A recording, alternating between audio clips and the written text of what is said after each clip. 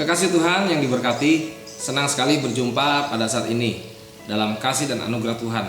Orang tersesat seringkali tidak menyadari keberadaannya.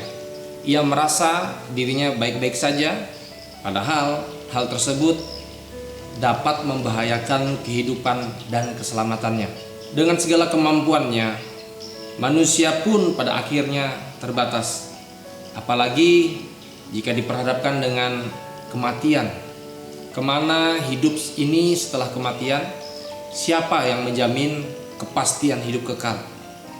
Manusia digambarkan sebagai domba yang tersesat jika tanpa Yesus sebagai gembala yang menuntun hidupnya kepada keselamatan. Mengapa ada keselamatan? Karena manusia tersesat tidak bisa menolong dirinya sendiri dan membutuhkan pertolongan. Manusia tidak bisa menolong dirinya sendiri untuk lepas dari dosa dan dari kematian kekal. Karena itu Yesus Kristus hadir untuk menyelamatkan umat manusia. Ayat mengatakan, karena begitu besar kasih Allah akan dunia ini, sehingga Ia telah mengaruniakan anaknya yang tunggal, supaya setiap orang yang percaya kepadanya tidak binasa, melainkan beroleh hidup yang kekal. Kelahiran, hidup, kematian, dan kebangkitan Yesus sudah dinubuatkan oleh para nabi dalam perjanjian lama. Yesus pun pernah menubuatkan dirinya tentang kematiannya, tentang kebangkitannya. Sejarah membuktikan Yesus bangkit pada hari ketiga. Alkitab mencatat Yesus pun naik ke sorga, disaksikan oleh banyak orang. Mengapa Yesus naik ke sorga? Memang karena Dia berasal dari sorga. Yesus adalah Allah yang menjadi manusia. Inisiatif penyelamatan manusia dilaksanakan di dalam dirinya. Yesus pernah berkata, "Akulah jalan, kebenaran, dan hidup. Tidak ada seorang pun yang datang kepada Bapa kalau tidak melalui Aku."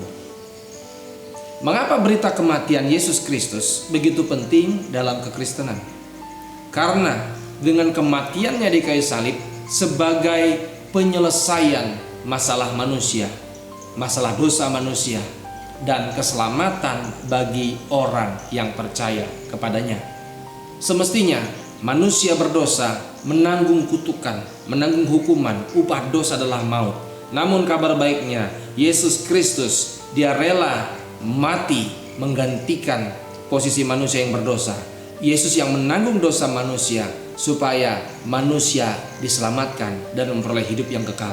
Asal percaya kepada Yesus Kristus.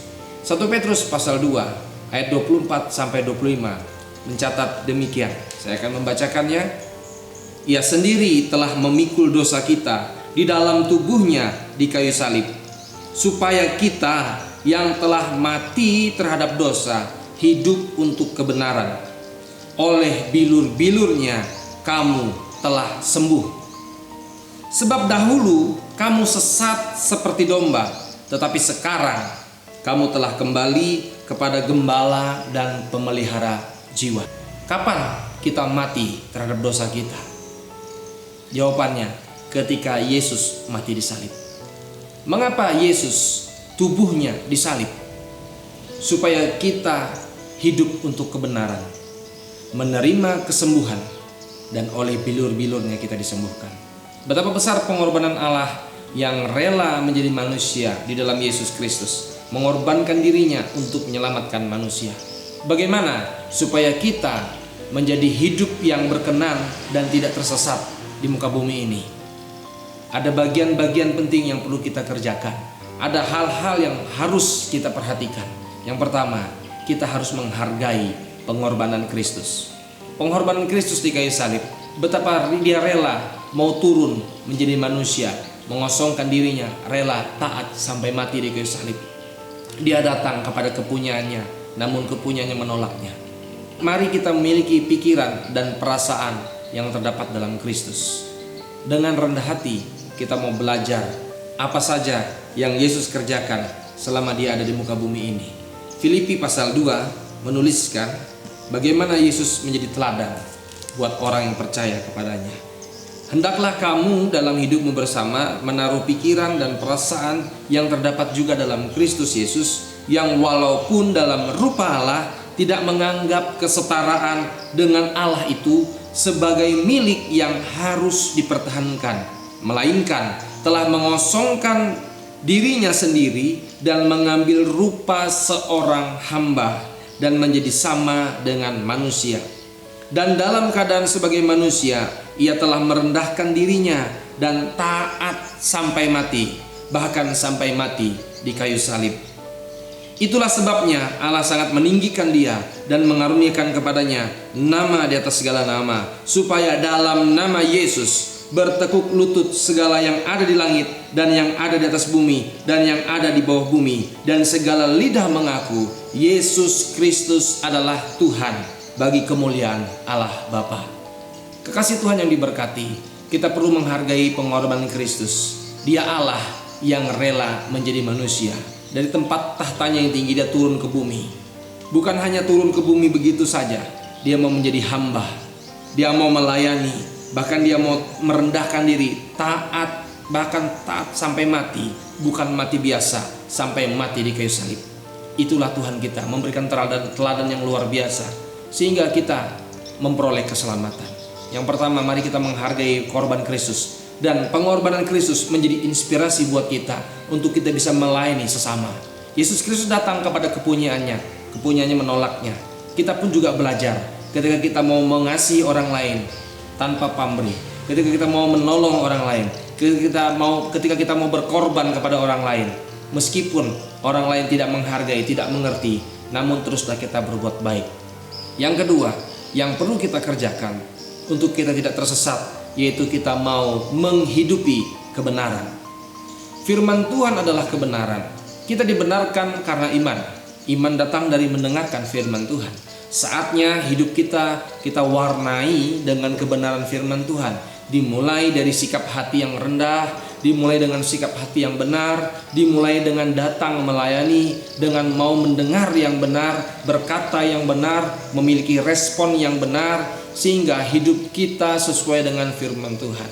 Ketika kita membiarkan firman-Nya menjadi pelita bagi kakiku dan terang bagi jalanku, maka hidup kita tidak akan tersesat.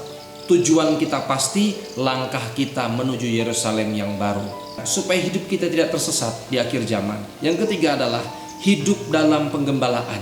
Hidup kita akan aman kalau kita dalam penggembalaan. Yesus menggambarkan manusia sebagai domba yang tersesat tanpa Kristus. Domba adalah binatang yang mudah tersesat, yang mudah terpengaruh. Domba tidak bisa hidup tanpa gembala. Itulah gambaran manusia. Manusia memerlukan gembala. Biarlah hidup kita mau digembalakan. Biarlah kita tertanam dalam gereja lokal dan ada gembala lokal di situ. Kita belajar untuk dimuridkan di situ. Hidup dalam pengembalaan berarti hidup yang mau diarahkan, hidup yang mau dibimbing, hidup yang mau dibina, hidup yang mau mendapatkan pendidikan oleh firman Tuhan, bahkan hidup yang mau didisiplinkan, hidup yang tertib sesuai kehendak dan rencana Tuhan.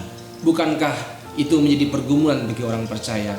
Tapi saya percaya ketika kita sudah mau digembalakan dalam gereja lokal dimanapun kita berada, biarlah itu kita terus lanjutkan sampai kita menghadap kepada gembala yang agung, kelak menuju kepada Yerusalem yang baru. Yesus mati bagiku supaya aku hidup baginya. Yesus bangkit bagiku, memberi pengharapan baru, dan ada masa depan yang cerah. Yesus naik ke sorga, siapkan rumah untuk kita, dan kita dilayakkan untuk berada bersamanya. Dahulu aku sesat seperti domba, tetapi sekarang aku telah kembali kepada gembala dan pemelihara jiwa. Tuhan Yesus baik kepada kita. Dia pedulikan kita, Dia mengerti kita. Saatnya kita juga mau mengerti firman Tuhan, mau peduli apa yang Tuhan inginkan. Kita mau digembalakan, kita mau hidup kita aman dalam kasih dan sayang Tuhan, supaya kita tidak lagi tersesat. Tuhan Yesus mengasihi kita. Amin.